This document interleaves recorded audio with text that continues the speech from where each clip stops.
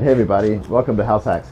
I want to spend a little time today talking about cement board and how we're going to be using it for our paver installation project, and also just kind of wanted to show you how it's, I think, such a versatile and adaptable product that can be used for a lot of projects around the house that you're trying to figure out a pretty cool hack for. So let's go take a look at it. Alright, so what is cement board? So the way that I think about it, without getting into the science of it, is that I think it's sort of mortar that has this mesh. So therefore, being that it's mortar, it's going to be Portland cement. I can tell there's some sand in here. There might be some lye, and which typically mortar on its own does not have structural integrity, but it's sort of the genius of the way that they incorporated the mesh that gives it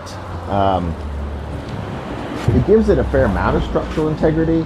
But what's also cool is that it isn't completely rigid. You can find that you can bend it to get into some sort of situations that you need to without snapping. That mesh, I think, gives it a little bit of that versatility and the flexibility that I'm talking about.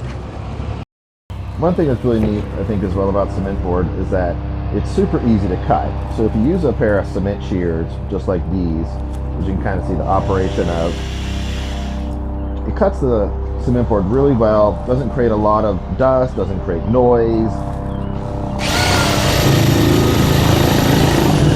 and you can also create shape. So if you need to kind of get into some interesting corners or angles, you can.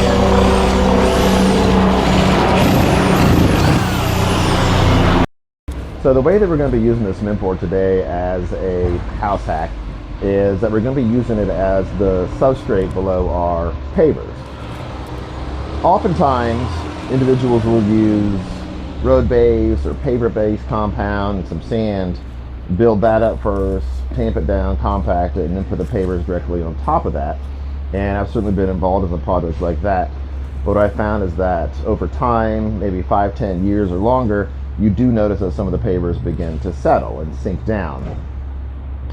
One could also just plain pour concrete if they wanted to finish a walkway, for example. But concrete it's heavy, it's expensive, it takes a fair amount of effort to form it and then to actually place the concrete. And if you change your mind, then the process of removing the concrete, jackhammering, can be also intimidating. What I like about cement board is that I feel like it's sort of a hybrid. It is a cement product, but not a concrete product. So it has all of those benefits, but doesn't have the disadvantages. And I feel the same way about the road base, the paver base, and the sand, is that you get a lot of the benefits, that you get a nice flat surface, but because it does have that cement in it, and it has that mesh, over time they won't settle. Also, what's nice about using the cement board as a substrate below your pavers is that if you want permeability, which you're not going to get with concrete, but you will get with a road base or paver base, is that since it's a really easy product to work with and you can drill through it quite easily, you can actually perforate it with the drill as many times as you want to create the level of permeation that you want.